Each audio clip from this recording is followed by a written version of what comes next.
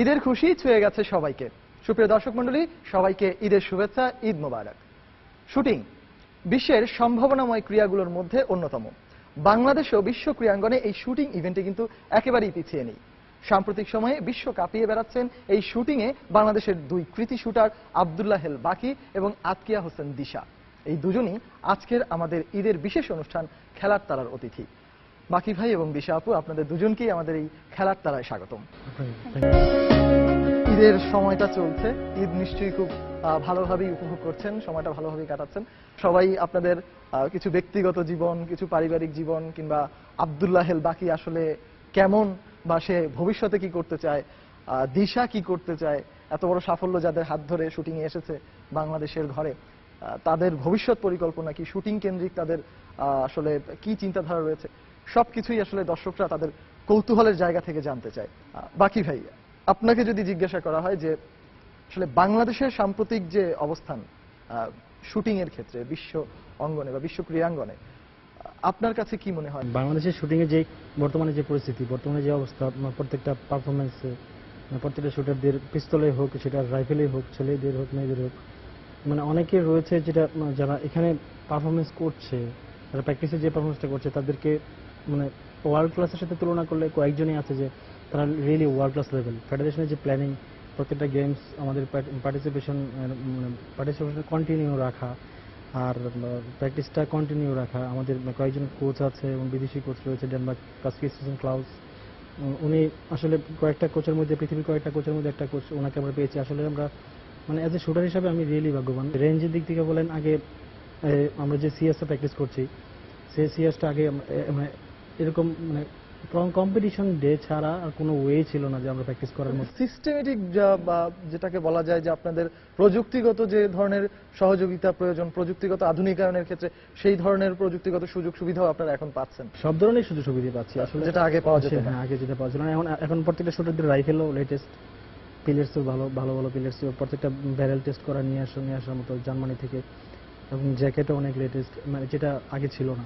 আপনার জায়গা ছেড়ে যদি আমি একটু দিশার কাছে, দিশা আপুর কাছে আসতে চাই, তাহলে আমি জিজ্ঞাসা করবো, একদম নতুন নিউ কামার, কিন্তু দেশের ঘরোয়া শুটিং এ কিন্তু একদম প্রমাণিত, তারপরে হঠাৎ করে যখন আন্তর্জাতিক অঙ্গনে পা দেওয়া হয়েছে, বড় সাফল্য কিন্তু আপনার হাত ধরেও এসেছে। তো আপনার কাছে কি মনে হচ্ছে যে আপনারা যখন শুরু করেছেন তখন আসলে ফ্যাসিলিটিসটা আসলে আপনারা কেমন পাচ্ছেন? আগে ওর রেঞ্জ যখন ছিল ওইভাবে প্র্যাকটিসটা হতো না, বা আমি ক্যাম্পের শুটার, আমি ক্যাম্প পেয়েছি অনেকগুলা। তারপরে এই ইন্টারন্যাশনাল রেঞ্জটা থাকার ফলে যে আমরা ওখানের আবহাওয়াটা বুঝতে পারছি, এখানেই আমরা সেইভাবে প্র্যাকটিস করতে পারছি। আচ্ছা, আমি এই কোশ্চেনটা দুজনের কাছেই করতে চাইবো। প্রথমে দিশাপুর কাছে এবার আগে যাই। সেটি হচ্ছে গিয়ে শুটিং রেঞ্জে আমাদের প্র্যাকটিসের সময় কিংবা প্রতিযোগিতার সময় কোনো না কোনো সময় কিছু না কিছু একটা ঘটনা ঘটে। হয়তো দেখা গেছে যে টেম্পারমেন্টে খুব কাছাকাছি চলে আসছি, উত্তেজনার বশত একটা ভুল শট করে ফেললাম, খুব বেশি পরিমাণ ফল হয়ে গেল। এইরকম খুব মজার একটা সিচুয়েশন প্রতিযোগিতার মঞ্চে বা রেঞ্জে এরকম কোনো ঘটনা মনে আছে কিনা, যেটা আজকে দর্শকদের সাথে শেয়ার করতে চাইবে দিশা? এরকম হয়েছে যে লাস্ট ন্যাশনালে আমি রেকর্ড সহকারে ফাইনালে উঠার পর এতটাই ছিলাম, যেহেতু এবার রেকর্ড করছি, খুব এক্সাইটেড ছিলাম। ফাইনালে এসে ভালোই আস্তে আস্তে উঠছিলাম। যখন আমি সেকেন্ড না ফার্স্ট লিডে ছিলাম, যখন ফট করে এমন একটা শট মেরে ফেলি যে আমার কোনো ইয়ে থাকে না, আমি ফোর্থ হয়ে যাই। ওখান থেকে কোন রকম ভাবে থার্ড হয়ে বেরিয়ে চলে আসি। বাকি ভাইয়ের তো ক্যারিয়ার আরো অনেক দীর্ঘ, হয়তো ভাই এরকম ঘটনার সংখ্যা অনেক বেশি হতে পারে। তার মাঝখান থেকে যদি ছোটখাটো ভাবে দুই একটা শেয়ার করতেন। যেটা হয়েছিল সেটা হচ্ছিল অলিম্পিকে, রিও অলিম্পিকে। আমাদের কোচ আমাকে আগে থেকে টার্গেট দিয়েছিল যে কোনো রকমের স্কোরবোর্ডের দিকে তাকাবো না। আমি আর ওরকম কেয়ার করি না। যখন আমি 40 শট বা 39 শট করার পরে দেখে মানে বুঝতেছি না কিছু একটা হচ্ছে, আমার সাথে ক্যামেরা আবার সব শো করতেছে আমাকেই। তার মানে কি হয়েছে, মানে ওদেরকে, হ্যাঁ ওদেরকে দেখতে যাই, আমি আলটিমেটলি দেখলাম যে আমার কি অবস্থাটা আসি না কিছু। পরে দেখি না আমি 4 নাম্বার। আমি কি তখন মানে কেমন যেন শুরু হয়ে গেল, মানে একটা মানে পালস। আমি নিজেকে চেষ্টা করতেছি অনেক টেকনিক্যালি ভাবে অনেক চেষ্টা করতেছি কন্ট্রোল করার জন্য, তবুও ভিতরটা এরকম করতেছে, লাফাচ্ছে, আর কোনোভাবেই কন্ট্রোল করতে পারলাম না। তারপর এখানে আমি প্রায় 3-4 মিনিট ওয়েস্ট করলাম যে দেখি আমি আমার আগের সিচুয়েশনে ফিরে আসতে পারি কিনা। কিন্তু কোনোভাবেই পারলাম না। 41 নম্বর শট এবং 43 নম্বর শট, এই দুইটা শট যখন শেষ তখন আমি আবার ঠিক হয়ে গেছি। মানে তখন নিজের প্রতি একটা আফসোস, বা এই চান্স আসলে সবাই পায় না। অলিম্পিক বাংলাদেশের প্রত্যেকটা শটে যারাই অলিম্পিক করছে একটার বেশি অলিম্পিক করতে পারে নাই। ইভেন আমিও এই একটাবারের মতো ফার্স্টবারের মতো চান্স পেয়েছি, সেখানে আইসা এটাও আবার খামাখা আমার ভুলের জন্যই, আমার কারণেই সেটা নষ্ট করলাম। তবুও ওই ওই সিচুয়েশনটা আমার মাঝে মাঝে মনে পড়ে, মাঝে মাঝে পেইনও দেয়, মাঝে মাঝে আনন্দ হতে। আমরা এখন যেই জায়গাটায় দাঁড়িয়ে আছি, আপনাদের জন্য এটাকে পুণ্যভূমি বলা চলে। এই জায়গাটা সম্পর্কে আপনাদের আসলে মনের ধারণাটা বা আপনাদের অভিব্যক্তিটা আসলে কি রকম? যখন এই জায়গায় থাকেন বা এই জায়গায় আসেন, আপনাদের কেমন লাগে? সেই অনুভূতিটা কি রকম? আমি বাকি ভাইয়ের কাছেই জানতে চাই। শুটিংটা যেহেতু যখন শুরু করছি মেন্টালি ভাবে, তখন থেকে আমি এই জায়গাটাকে অনেক অনেক পছন্দ করে ফেলেছি, অনেক ভালোবেসে ফেলেছি। কারণ আমি যখন শর্ট করি না, যে দিনটা আমি শর্ট করি না বা 4-5 দিন হয়ে গেল আমি শর্ট করি না, তখন আমার ঘুম হয় না। যারা শুটিংটাকে পছন্দ করে সবাই এই জায়গাটাকে পছন্দ করে। আচ্ছা, দিশা আপু, আপনার কাছে কি মনে হয় যে আসলে এই জায়গাটায় যখন থাকেন তখন আসলে কতটুকু নিজের মতো করে মনে হয়? এখানে আমার মনে হয় কি যে বাসা থেকে ম্যাক্সিমাম টাইমে এখানেই থাকি বা এখানে দিন কাটিয়েছি, তা সেই হিসেবে আমি এই জায়গাটারে অনেক শ্রদ্ধা করি আর অনেক ভালোবাসি। বাকি ভাই যেটা বললো যে এখানে আসলে আসলে আমাদের মেন্টালি চেঞ্জ হয়ে যায়, যে কিছু করার একটা জাগে, যে কিছু করব বা ভালো কিছু হবে, ইয়েস, সেটা হয়। তারপর হচ্ছে এই জায়গাটারে আলাদা একটা মায়া আছে, যে মায়াটা আমরা সহজে ছাড়তে পারবো না, কোনো শুটারই ছাড়তে পারবে না।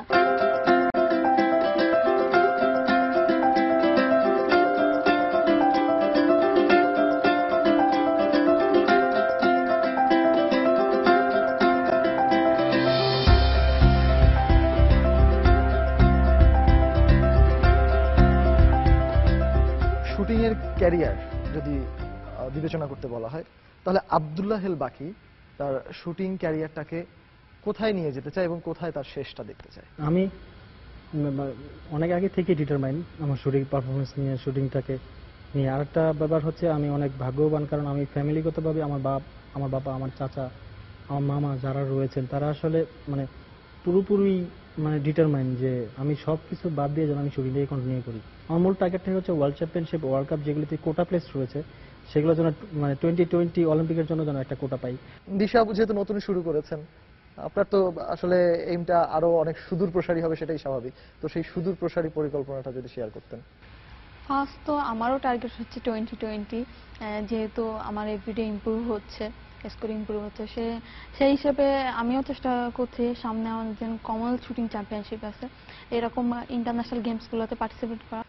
বাকি ভাই এবং দিশা আপু, আপনারা তো একসাথে আছেন, আপনাদের ক্যাম্পে তো আরো এরকম অনেক খেলোয়াড়রাই থাকে, আপনাদের মাঝখানে তো অনেক খুনসুটি হয়। বাকি ভাই, আমরা আসলে আপনার সম্পর্কে অনেক কিছুই জানছিলাম, দিশা আপু আপনার সাথে যোগ দিয়েছিল। তো এবার আসলে আপনাদের একটু ছোটবেলার কথাটা জানতে চাইবো, পারিবারিক জীবনের কথাটা জানতে চাইবো। ছোটবেলাটা আসলে কোথায় কেটেছে? বাকি ভাইয়ের, প্রথমেই বাকি ভাইয়ের কাছে যাচ্ছি। আসলে আমি একদম ছোটবেলা থেকে, আমার জন্মই হয়েছে গাজীপুরে, শ্রীপুরে। আমি ওইখানেই ছিলাম, উজিলাবর গ্রামে। আমি ওই স্কুলে পড়াশোনা করেছি, উজিলাবর সরকারি প্রাথমিক বিদ্যালয়। তারপর আমি যখন বিকেএসপিতে যখন আসি, এর আগে পর্যন্ত আমার বাবা, আমার চাচা, ওনারা দেখলো যে আমার পড়ালেখার চাইতে খেলাধুলার প্রতি ইন্টারেস্টটাই বেশি। স্কুল শেষ আসার পরে, দুপুরে খাওয়ার পরে আমি আর বাড়ি থাকতাম না। ওরকম আসার পরে হয়তো সন্ধ্যার পরে একটা পানিশমেন্ট চলতো, তারপরে বাড়ি থাকতাম না এই খেলার কারণেই। তো এভাবেই তখন যখন বুঝতে পারলো যে আমি খেলার প্রতি আগ্রহটাই অনেক বেশি, তখন আমার চাচা ডিসাইড করে যে আমি বিকেএসপিতে ইন্টারভিউ দিব। তখন আমি বিকেএসপিতে আসি ইন্টারভিউ দেওয়ার জন্য ফুটবলে। তখন এখানে দেখি আসা না, ফুটবলটা আসলে ক্লাস 7 থেকে এলাও, ফুটবল, ক্রিকেট বা যেগুলি দলগত ইভেন্ট রয়েছে সেগুলি ক্লাস 7 থেকে। সো ক্লাস 4 থেকে কি করা যায়, তখন সুইমিং আছে, সুইমিং আমি পারি না। জিমন্যাস্টিক্স আছে, জিমন্যাস্টিক আমি জানি না। সো আমি এখন না, অবশ্য ফিগার দেখে কখনো মনেও হয়নি যে আপনি জিমন্যাস্টিক্সে খুব ভালো করতে পারতেন। না, এতটা মোটা ছিলাম না আগে, এর আমি শিওর। কারণ আমার ছোটবেলার পিক আছে, আমি আপনাকে দেখাবো, সমস্যা নেই। কিন্তু আমার ওয়েট ছিল, আমি যখন বিকেএসপিতে ওয়েট তখন 26 কেজি ছিলাম। তখন জিমন্যাস্টিক্সটা আমি অতটা চিনতাম না। 7-এ ডিসাইড করলাম আমি ফুটবলে যাব, বা ফুটবলে অনেক রকম। এর আগে আমি ফুটবল, তখন আমি খেলতেছি ফুটবল, বিকেএসপিতে পড়ছি, কিন্তু বিকেএসপি থেকে চুরি করে আমি ফুটবল টিমের সাথে কয়েকজনের সাথে খেলাও খেলেছি। আমার জীবনের প্রথম ইনকাম হচ্ছে ফুটবল দিয়ে। 300 টাকা পেয়েছিলাম একটা টুর্নামেন্টে, সেটা 2001, 2000 বা 2001। অনেক টাকা। চ্যাম্পিয়ন হওয়ার পরে দিয়েছিল, 4টা ম্যাচ খেলছিলাম, 4টা ম্যাচের পরে এই প্রাইসটা দিয়েছিল, 4 ম্যাচের পারিশ্রমিক 300 টাকা। আর যাওয়া আসা খাওয়া সবকিছুই রেসপন্স ওদের। তারপরে একসময় ডিসাইড করি যে আমি ফুটবলটাই করব, ফুটবলটাই খেলবো। তখন আর ওরকম ফুটবলে যখন ওইখান থেকে আমি চেঞ্জ করার ডিসিশন নেই, তখন আমি আর মানে আমি চান্স পাই না আর কি, মানে ওরকম সিলেক্টেড হই না। সেই কারণে তখন আমাদের শুটিং এর যে মানে শুটিংটা তখন বিকেএসপিতে নতুন খুলেছে, মানে ওপেনিং হচ্ছে, তখন শুটিং এর যে কোচ ছিল কাজী সেলিম, তখন উনি আমাকে চুজ করে, এই তখন আর কি শুটিং স্টার্ট। আচ্ছা দিশা আপু, আমি আরেকটু স্পেসিফিক করে জানতে চাচ্ছি যে তুমি একেবারে মফস্বল শহরের, সেই জায়গাতে আসলে ছোটবেলাটা কেমন কেটেছে মফস্বল শহর কেন্দ্রিক যদি জিজ্ঞাসা করা হয়? ছোটবেলাটা স্কুলে গিয়ে তারপরে একটা রুটিনের ভিতর ছিলাম। সকালে উঠে স্কুলে যাওয়া, স্কুল থেকে আসা, স্কুলের ভিতরেই হ্যান্ডবল, ভলিবল যেগুলো খেলা ছিল স্কুল কেন্দ্রিক, ওই খেলাগুলো খেলতাম। তারপর হচ্ছে আমি গাছ গাইড করতাম। আমার বাবা আবার এদিকটা আমার খুব সাপোর্ট করে। তারপর আস্তে আস্তে আমার খেলার এটা বাড়তে থাকে, যেরকম আমি ফুটবলে চলে যাই। ফুটবল থেকে বেশি দূর আগাইতে পারিনি, স্কুল পর্যায়ে খেললাম। পরে চলে গেলাম ক্রিকেটের জেলা পর্যায়ে খেললাম। ও মাই গড, তাহলে ক্রিকেটও খেলা হয়েছে? আমার চেয়ে সিনিয়র। নইলে খেলতে গেছিলাম, মাঠে খেলে আসছি আমি নইল টিমের সঙ্গে, মেয়েদের যে টিম ছিল। মাশরাফি ভাই খেলা দেখেছে? না, মাশরাফি ভাই তখন ছিল না। আচ্ছা আচ্ছা, তখন ঢাকাতে ছিল।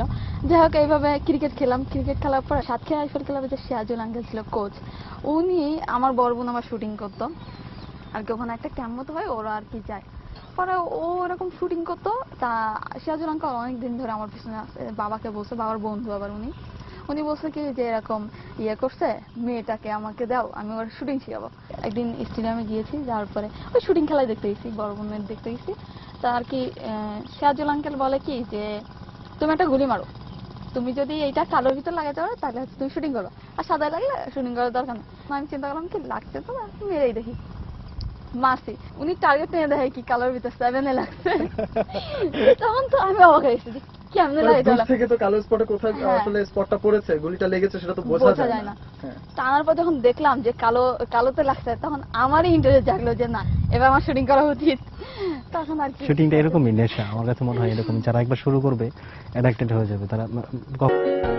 দুজনকে দেখেই মনে হচ্ছে যে আপনারা কেউ যে খুব বেশি পরিমাণ শান্ত প্রকৃতির ছিলেন ছোটবেলায় তা নয়, হয়তোবা এখন প্রকৃতির কারণে, প্রকৃতির নিয়মে কিছুটা হলো। 3 ঘন্টা হয়ে গেছে আর কি। অন্য টাইম আসলে দেখা গেলো 4টার সময় আসি, বেশি টাইম পাই না বেশিরভাগ, কিন্তু ওই দিন টাইম পাইছি। হাফ স্কুল ছিল, হাফে পরে আসছি। আসার পরে 3 ঘন্টা 2 বোন গোসল করতে গেছি, গোসল করতে এই মাথাতে কথা শুনে সাঁতারি কাটতে। পরে আম্মু এসে ইট মেরে কোন রকম উঠেছে। উঠানোর পরে বাসায় গিয়ে খুব মারটা খাইছিলাম ওই দিন গোসলের জন্য। ওই আমার প্রথম বা শেষ মার খাওয়া, এর জন্য মনে আছে যে কখনো আম্মু বাবা ওইভাবে মারে না, ওই দিন দুইজনই মারছিল। একটু চঞ্চল প্রকৃতির ছেলে মেয়ে যারা হয় তাদের কিন্তু পরের গাছের ডাব। আমাদের আজকের খেলার তারার 2 বিশেষ অতিথি, দেশের 2 কৃতি শুটার আব্দুল্লাহ হেল বাকি এবং আজকে হাসান দিশা আমাদের সাথে আছেন। আমরা তাদের সাথে একটি কুইজ গেম শো এই মুহূর্তে খেলতে যাব। এই কুইজ গেম শোটি খেলার আগে আমি দর্শকদের কিছু তথ্য জানিয়ে দিতে চাই। এই কুইজ গেম শোটি আসলে এমনভাবে তৈরি করা যে কোনো সময়, যে কোনো সিচুয়েশনে যদি কেউ পড়ে যায়, কোনো বিপদে পড়ে যায়, তখন তার হাতে যদি 2টি উপায় থাকে, শুধুমাত্র ওই 2টির বেশি যদি উপায় না থাকে, তাহলে সেই 2টি থেকে যে কোনো একটি উপায়কে সে বেছে নিয়ে সেই বিপদ থেকে মুক্তি পেতে চাইবে।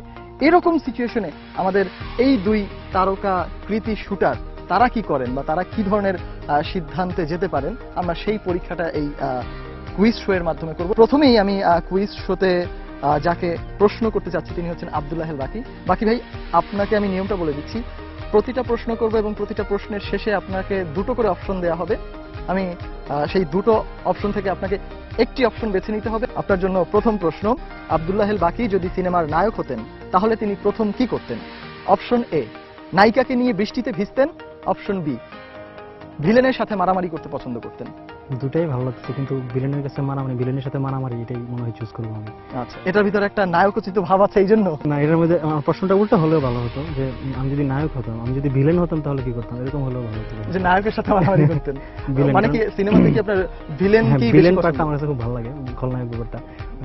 যেরকম অনেকে দেখুন জেমস বন্ড, ডন, বিভিন্ন হলিউড সিরিজের জেমস বন্ড আছে, আবার হিন্দি সিরিজে ডন, এইসব খলনায়কের যে চরিত্রটা, মানে ওদের একটা ভাবসাব দেখলাম নায়কের চেয়েও বেশি। একটা বিষয় কিন্তু এতে সুস্পষ্ট যে বাকি কিন্তু খ্যাতি চায়, সেটা নায়ক না হয়ে হোক, ভিলেন হয়ে হলেও। আচ্ছা, যাই হোক, সময়োচিত উত্তর, খুব সুন্দর উত্তর, যুক্তি প্রদর্শন করে আপনি আপনার উত্তরটা দিয়েছেন। এবার বাকি ভাইয়ের জন্য দ্বিতীয় প্রশ্ন আমরা করতে যাচ্ছি। বাকি ভাই 1 ঘন্টায় 100 কোটি টাকার মালিক হলে কি করবেন? অপশন এ, জ্ঞান হারাবেন, অপশন বি ধেই ধেই করে নাচবেন। জ্ঞান হারানো। আহ, নাচার অভ্যাসটা নাচ কি খুব দুর্বল? না, এটা জানি না, কারণ 100 কোটি টাকা পাইলে নাচ, আমি নাচানাচি কনসার্টে গেলে হয়, নাচানাচি বিকেএসপিতে বিভিন্ন প্রোগ্রামে হয়।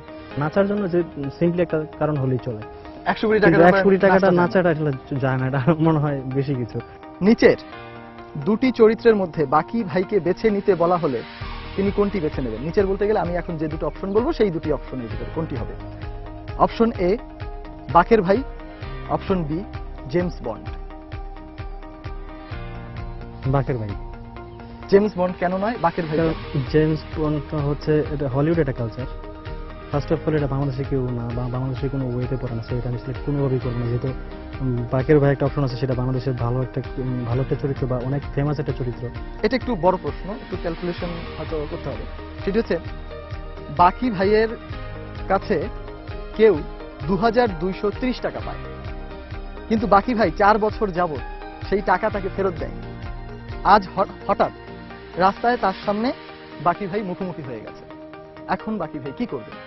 অপশন এ উল্টো দিকে ঘুরে তাকে নাচনার ভান করবে, অপশন বি তার কাছে গিয়ে অভিনয়ের মাধ্যমে চাপা কান্না শুরু করবে। দুটাই আমার কাছে মনে হয় দুটাই সুইটেবল হবে, কিন্তু যদি একটা চুজ করতে হয় তাহলে আমার মনে হয় তার সাথে যে ন্যাকামো করা বা মানে কি অপশন বিটা যে তার কাছে অভিনয়ের মাধ্যমে? অভিনয়ের মাধ্যমে আমি তো ভুলেই গেছিলাম বা আমি জানি না বা এমন একটা হয়েছিল, ওটা একটা এক্সকিউজ দেখা, তার সাথে রিলেশনটা কন্টিনিউ রাখা, তারপরে চেষ্টা করবো আবার ধান নেওয়ার জন্য। তারপর চেষ্টা করবো আবার ধান নেওয়ার জন্য, শুধু এই ধারটা মেটানোর জন্যই না। অসাধারণ অসাধারণ, খুব ভালো লাগলো আপনার উত্তরটা শুনে। বাকি ভাইকে কোনো সুন্দরী মেয়ে প্রপোজ করলে বাকি ভাই সাধারণত কি করে? অপশন এ ভাব দেখান, অপশন বি লজ্জা পান। লজ্জা পাই, এটাই হওয়া উচিত। কেন? লজ্জা তো নারী। না, লজ্জা নারীর বসে, এটা তো কবির ভাষায়, এটা কবিতার ভাষায়, গল্পের ভাষায়। হয়তো নারীরা বেশি পায়, কিন্তু ছেলেরা কম বেশি পায়। কম সেটা হচ্ছে গিয়ে নারী পুরুষ ভেদে হ্যাঁ। বিবেচনা করা হবে, কিন্তু পাবে সবাই। সবাই পাবে। বাহ বাহ, ধন্যবাদ বাকি ভাই। বাকি ভাইয়ের কোশ্চেন শুনে আমি দেখতে পেলাম যে পাশে আরেকজন আছেন আমাদের আতকিয়া হাসান দিশা, তিনি অনেক মজা পেয়েছেন, অনেক আনন্দ পেয়েছেন। অপেক্ষার প্রহর অবশ্য আপনারও শেষ হয়েছে, এবার আপনার কাছে আসবো। আপনার জন্য প্রথম প্রশ্ন, পৃথিবীতে নিজেকে কতটা সুন্দরী বলে মনে হয়? অপশন এ বলিউড অভিনেত্রী ঐশ্বরিয়ার চেয়ে বেশি, অপশন বি বাংলাদেশের চিত্রনায়িকা মৌসুমী সমানে সমান।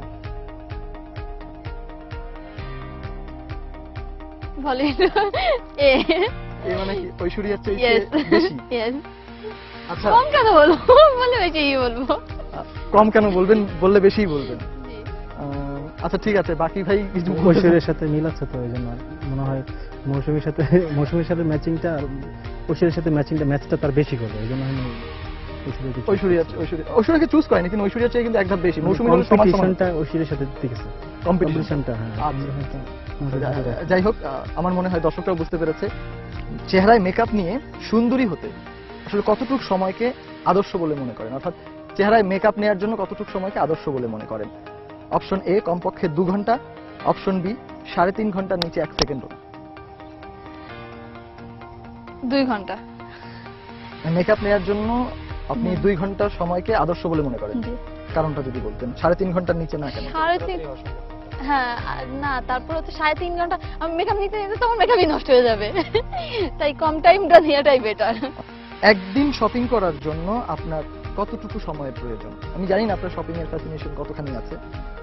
অপশন এ কমপক্ষে 11.5 ঘন্টা, অপশন বি একদিনে কোনোভাবেই শপিং শেষ করা সম্ভব না। একদিনে কোনোভাবে শপিং শেষ করা সম্ভব না। কয়দিনে সম্ভব?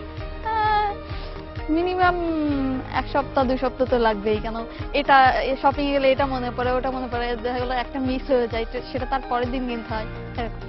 তার মানে হচ্ছে গিয়ে ভবিষ্যতে যে কারোর জন্যই কিছু অশানি সংকেত অপেক্ষা করছে এই শপিং কেন্দ্রিক বিষয়ে। যাই হোক, আমরা পরবর্তী কোশ্চেনে যেতে যাচ্ছি, সেটি হচ্ছে গিয়ে পাশের রুমের কেউ যদি রাত 3টার সময় বেসুরো গলায় চিৎকার করে গান করে তখন আপনি কি করবেন?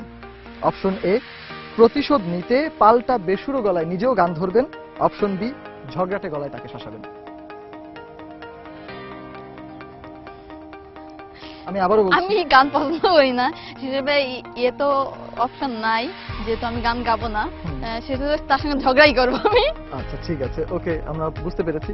এরপরে আপনার জন্য পরবর্তী কোশ্চেন, যে কোশ্চেনের আসলে মেইল ভার্সনটা বোধহয় বাকি ভেরো ছিল, সেটাই আসলে ফিমেল ভার্সনটা আপনাকে করা হচ্ছে। সিনেমার নায়িকা হলে কোন দৃশ্যতে অভিনয় করতে আপনার সবচেয়ে বেশি ভালো লাগবে? অপশন এ, নায়কের সাথে রোমাঞ্চ করে গান গাওয়া, যদিও গান গাইতে পছন্দ করেন না। অপশন বি, ভিলেন কর্তৃক অপহৃত হওয়া। বাকি ভাই কিন্তু ভিলেন পছন্দ করেছেন, মানে কি? এখন গান চলে এসেছে, বাধ্যতামূলক এখন আমার গান বেছেই নিতে হবে, মানে নায়কের সাথে রোমাঞ্চ করে আপনার গান গাইতেই হবে এখন? গাইতেই হবে। আচ্ছা, যাই হোক, আমরা শেষ পর্যন্ত তাকে গান গাওয়াতে পেরেছি অন্ততপক্ষে এই কুইজ শো এর মাধ্যমে।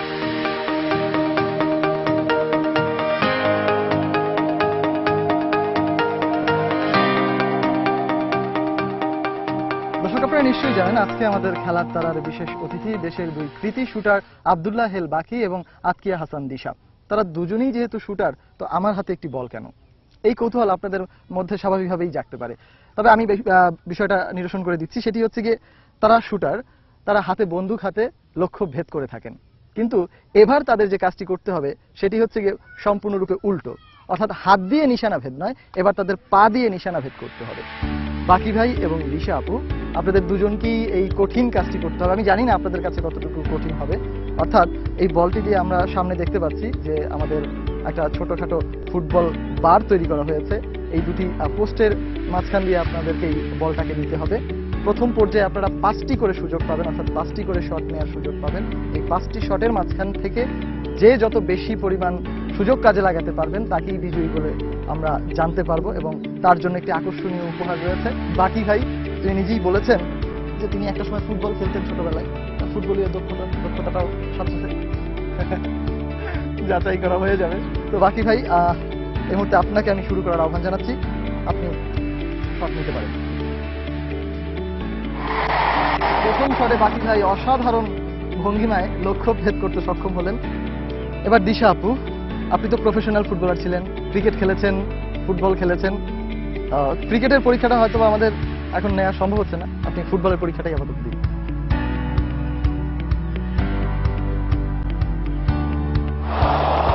প্রথম নিশানা, কিন্তু লক্ষ্য ভেদ করতে পারলেন না দিশা আপু। অসাধারণ ভঙ্গিমায় তিনি একদম সুন্দর করে বলটিকে জালে পাঠিয়ে দিতে সক্ষম হলেন। জাল অবশ্য নেই। এবার অবশ্য দিশা আপুর ভুল হয়নি, এবার দিশা আপু গোল করতে সক্ষম হয়েছেন।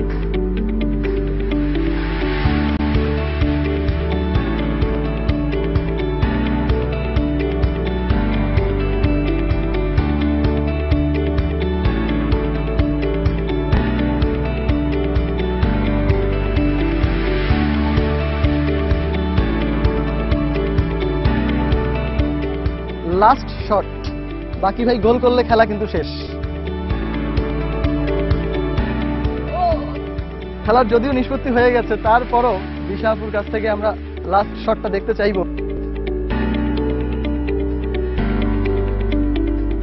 একটি মাত্র ভুল শটের জন্য দিশা আপুকে অবশ্য মাসুল গুনতে হলো। দর্শক, আমরা উপভোগ্য একটি টাই ব্রেকার দেখলাম, যেখানে বাকি ভাই তার অভিজ্ঞতা দিয়ে, তার সিনিয়রিটি দিয়ে, কিংবা তার অর্জনের ঝুলি থেকে তার সবকিছু প্রয়োগ করে 5টি টাই ব্রেকারের মধ্যে পেনাল্টি শুট আউটের মধ্যে 5টিতেই গোল করতে সক্ষম হয়েছেন। আমরা সেটাই দেখতে পাচ্ছি। এবং দিশা আপু অল্পের জন্য একটি শটে তিনি কিন্তু গোল করতে ব্যর্থ হয়েছেন, অর্থাৎ তিনি ওই একটি ভুলের মাসুল দিয়েছেন এই প্রতিযোগিতায় আজকে হেরে। অর্থাৎ বাকি ভাই 5টি শটে 5টি গোল করে তিনি 5-এ 5, এবং আমাদের দিশা আপু 5টি শটের মধ্যে 4টিতে গোল করে তিনি হচ্ছেন 5-এ 4। তো দেশের সেরা এই শুটাররা হাতে যতটুকু দক্ষ, পায়েও অনেকখানি দক্ষ, আমরা কিন্তু সেটা একদম প্রমাণ পেয়েছি আপনাদের দুজনের জন্য। সময় টেলিভিশনের সময় পরিবারের পক্ষ থেকে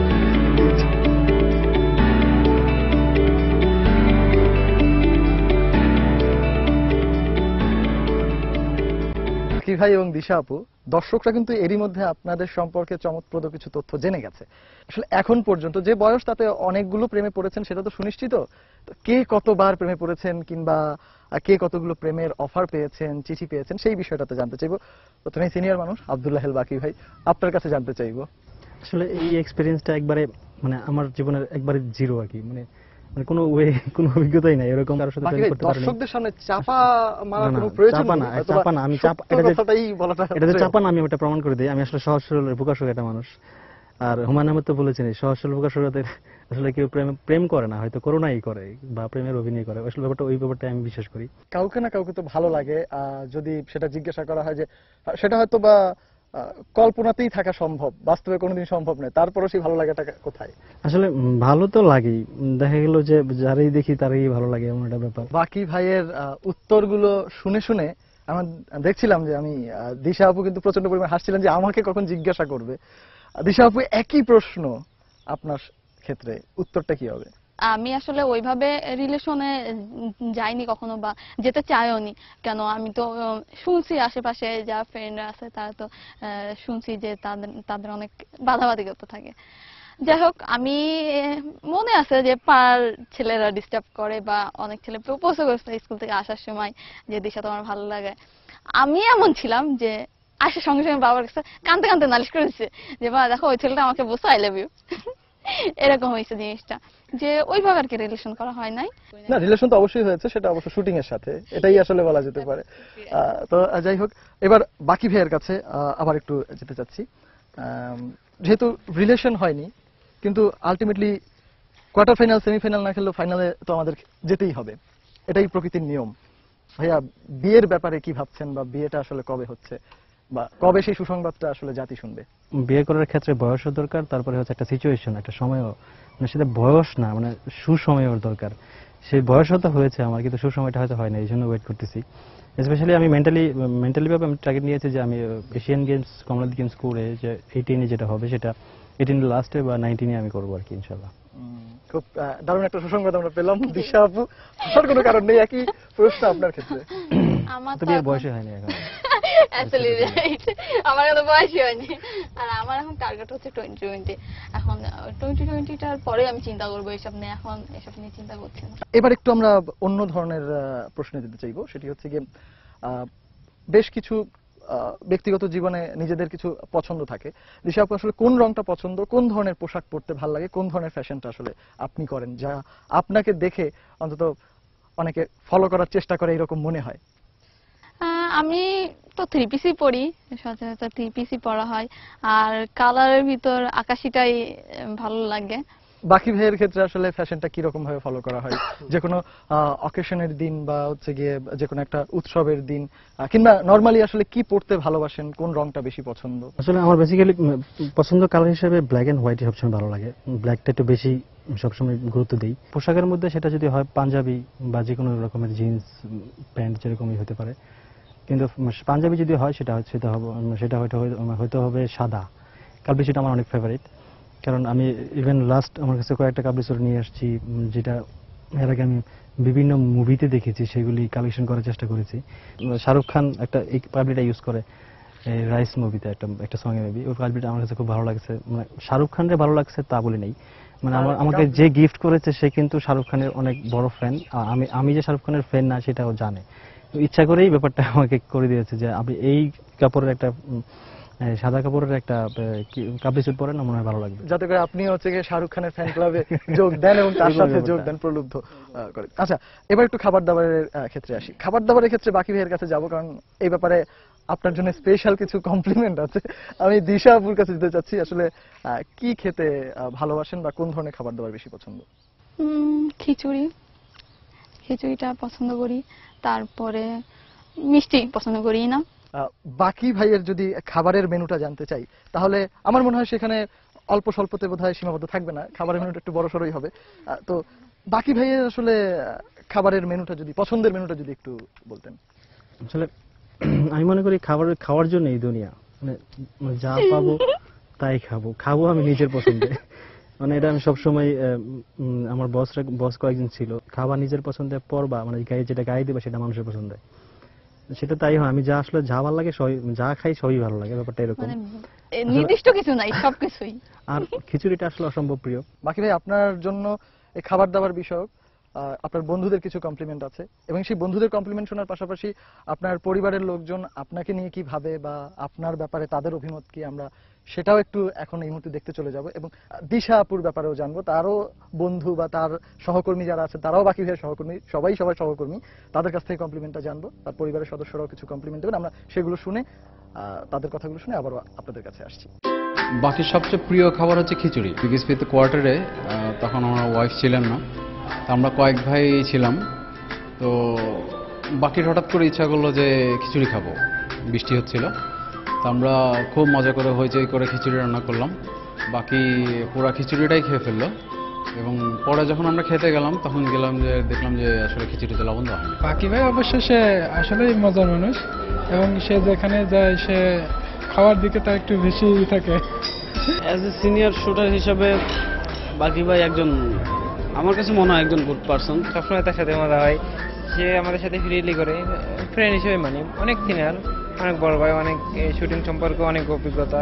Baki has been good shooter for a long time now, also before I came to Bangladesh. বাকি খুবই ভদ্র একটা ছেলে আমি বলবো, আমার ব্যক্তিগত জীবনে আমি যা দেখেছি, খুব কোল মাইন্ডেড। ও সহজে রাগ করে না, এবং ওকে দেখি আজ পর্যন্ত আমি দেখিনি ওর নামে কেউ কমপ্লেন করতে। তো ও একটু বেশি খায়, দ্যাটস ফর শিওর। এই জন্য ওর হেলথটাকে একটু নজর রাখতে হবে, কারণ আমি চাই ও 2020 অলিম্পিকটা ও খেলুক। আমি তাদেরকে খেলাধুলার জন্য একটু আগায় দিতাম। আমি নিজে খেলাধুলা করতাম, সবসময় খেলাধুলা লেখাপড়া এটাই নিয়ে ব্যস্ত। আমি যখন তাকে সেই ছোট থেকে দিকে স্কুলে ভর্তি করলাম, এখানে আমি আসা যাওয়া করলাম, সেই আসা যাওয়ার পুরো কাজটাই মানে যেটা আমি করতাম, এটা আমি সবসময় মনে করি এটাই আমার স্মৃতি। তার বাবা ফুটবল প্লেয়ার ছিল, ওইখান থেকেই মূলত বাকির উৎসাহটা, খেলাধুলার প্রতি আগ্রহটা বাড়ে। আমাদের খুবই গর্ববোধ করি, তাকে উৎসাহ করি সে যেন আরও ভালো করে। দিশা সম্পর্কে আমি যতটুকু ওকে দেখেছি, ও সবসময় চুপচাপ আসে, ভাইয়া আসসালামু আলাইকুম, ও একটু দূরে থেকে একটু মুচকি করে হাসবে, একটু ভাইয়া ভালো আছেন, ভাবি কেমন আছে, এইটুকুই। Disha is one of these shooters that I said like Baki and one or two are the shooters, and for sure Disha is one of the shooters I have in mind. Disha is a very nice person. ওরা মাত্র 2 থেকে 3 বছর হয়েছে ওকে আমি training করিয়েছি। আমাদের এই shooting federation যথেষ্ট ওকে সাপোর্ট করেছে। ওর self assessment, self confidence, self analysing, এই সব কিছু মিলিয়ে বললাম ও একটা টোটাল একটা অ্যাথলেট হতে পেরেছে। খেলাধুলার প্রতি ওর মনোযোগ বেশি। করতে করতে ও ঢাকাতে যখন বেশ কয়েকবার ভালো পারফরমেন্স করলো, আর্মির থেকে ও খুব ভালো খেলছে, বেশ কয়েকটা গোল্ড মেডেল পেয়েছে। আমার মেজো মেয়ে আকিয়া হাসান দিশা, আমি তার সার্বাঙ্গিক সাফল্য কামনা করি, এবং আপনাদের কাছে, পুরো দেশবাসীর কাছেই আমার একান্ত অনুরোধ, আপনারা তার জন্য দোয়া করবেন, সেই জন্য দেশ এবং দশের মুখ উজ্জ্বল করে। বাকি ভাই, আমরা কিছু কমপ্লিমেন্ট শুনলাম, আমি আপনার ক্ষেত্রে আসবো পরে।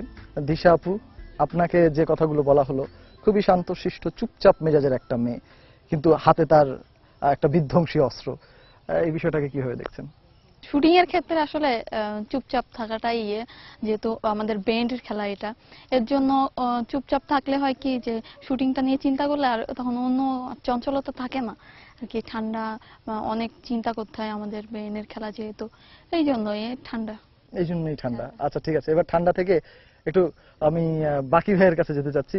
বাকি ভাই, আপনাকে তো আসলে সবাই খাদক সমাজের নেতৃস্থানীয় ব্যক্তি হিসাবে গণ্য করা হয়েছে। আপনার আসলে এর কোনো তীব্র প্রতিবাদ জানানোর ভাষা আছে কিনা?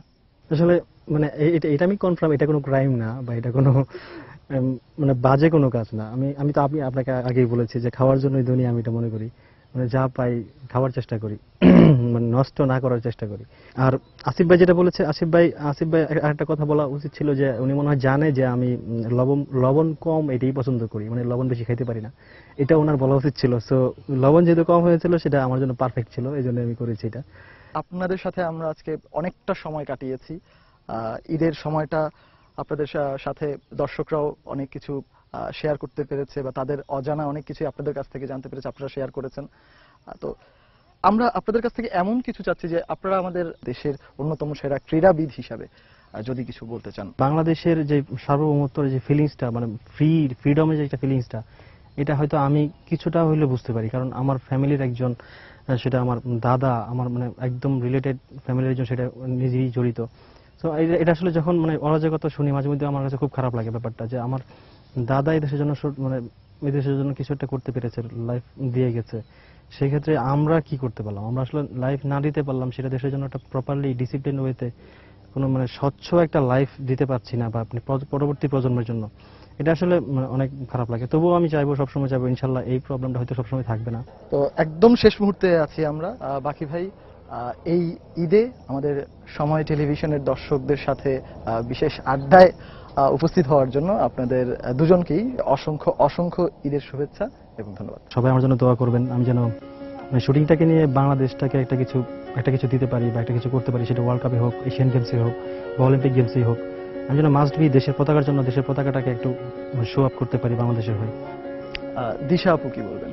আমরা যে রেজাল্টটা করছি সেটা যেন ধরে রাখতে পারি, আর ভবিষ্যতে যেন আরো ভালো কিছু করতে পারি দেশের জন্য, দেশের পতাকাটা যেন আরো বড় পর্যায়ে উড়াইতে পারি, এটাই সবার কাছে।